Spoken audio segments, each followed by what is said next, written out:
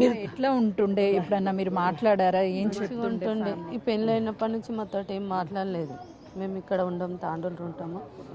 మా కోడలు అవుతుంది, మంచిగానే ఉంటుండే. తల్లితోటి చాలా మంచిగా ఉంటుండే. తల్లి కూతురు ఇద్దరు ఒకరి మాట ఒకరు వేయకుండా మంచిగా ఉంటుంది. మీతో చివరిగా ఎప్పుడు మాట్లాడిందమ్మా? చిన్నమని కావాలి మేడం, నాతో మాట్లాడలేదు. మరి మధ్యలో పెళ్ళి నుంచి మాట్లాడలేదు మేడం, ఫోన్ చేయలేదు. ఒప్పుకున్నారా పెళ్ళికి? అందరూ ఒప్పుకొనే చేశారా? ఏమన్నా లవ్ మ్యారేజ్ వద్దు అని మ్యారేజ్ అన్నందుకు మేము కూడా ఇక సరిపెట్టుకున్నాం మేడం. ఏం తెలియని లేరు మాకు. ఆమె ఇష్టపరంగా చేసుకున్నది, ఆమె.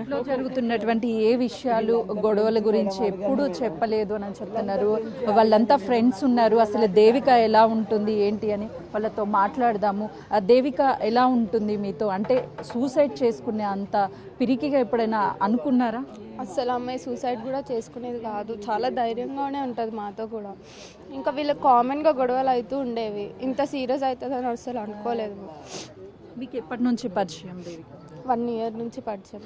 మా 1 yearలో ఎప్పుడైనా చెప్తుందా ఇంట్లో ఇలాంటి సమస్యలు ఉన్నాయి, ఇలా హస్బెండ్? ఏ విషయాలు చెప్పేది? వాళ్ళది లవ్ మ్యారేజ్ అనమాట. నార్మల్గా రిలేషన్లో ఉన్నప్పుడు కూడా గొడవలు అయ్యేవి. దేవిక ఇన్స్టా చూస్తే చాలా యాక్టివ్గా ఉంటుంది సోషల్ మీడియాలో. ఎక్కడా కూడా తను భయం కానీ ఏమీ కనిపించడం లేదు. అలాంటిది సూసైడ్ చేసుకుంది అంటే మాకు నమ్మాలనిపించడం లేదు అని అంటున్నారు. మరికొంతమంది ఉన్నారు. చెప్పండి, దేవిక మాట్లాడుతుంది కదా, మాట్లాడేటప్పుడు ఎక్కువ ఎలాంటి విషయాలు చెప్తుంది?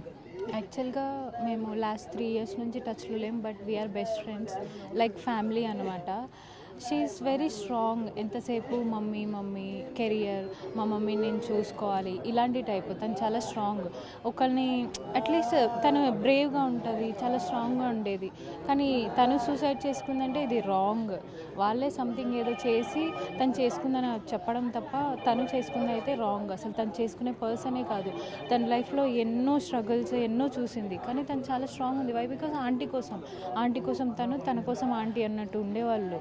అలాంటిది అలా చేసుకుందంటే మాకే షాకింగ్గా ఉంది. మేము ఇంకా నమ్మలేక ఉన్నాము ప్రెజెంట్. దేవిక ఎంతో స్ట్రాంగ్గా ఉండేది. ఎప్పుడు వాళ్ళ అమ్మ గురించి ఆలోచించేది.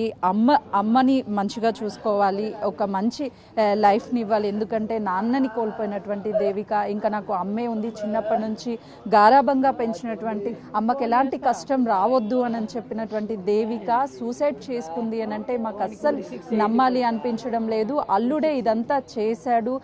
కక్షపూరితంగానే మొదటి నుంచి పెళ్ళి అయిన తర్వాత గొడవలు అయ్యాయి. కేవలం చిన్న చిన్న గొడవలుగానే భావించాము. ఇప్పుడు సూసైడ్ చేసుకునేంత వరకు వస్తుంది అని అనుకోలేదు. కఠినంగా శిక్షించాలి, మాకు న్యాయం చేయాలి అంటూ దేవిక తల్లి తన ఆవేదనని వ్యక్తపరుస్తుంది.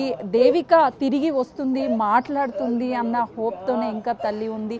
ఎందుకంటే చిన్నప్పటి నుంచి కళ్ళ ముందు పెంచుకొని చిన్న కష్టం కూడా రాకుండా హై ఎడ్యుకేషన్ చదివించి తన కాళ్ళ మీద తను నిలబడాలి, ఉద్యోగం చేసుకొని నాకు తోడుగా ఉంటుంది అనుకున్నటువంటి దేవిక ఇంత చిన్న కష్టం వచ్చినా సరే ప్రతి కష్టాన్ని ఇంట్లో చెప్పేది. కానీ సూసైడ్ చేసుకుంది అంటే మేము నమ్మట్లేదు. ఖచ్చితంగా అల్లుడే ఇదంతా చేశాడు, తనని శిక్షించాలి, మాకు న్యాయం చేయాలి అంటే తల్లి ఆవేదన వ్యక్తం చేస్తుంది.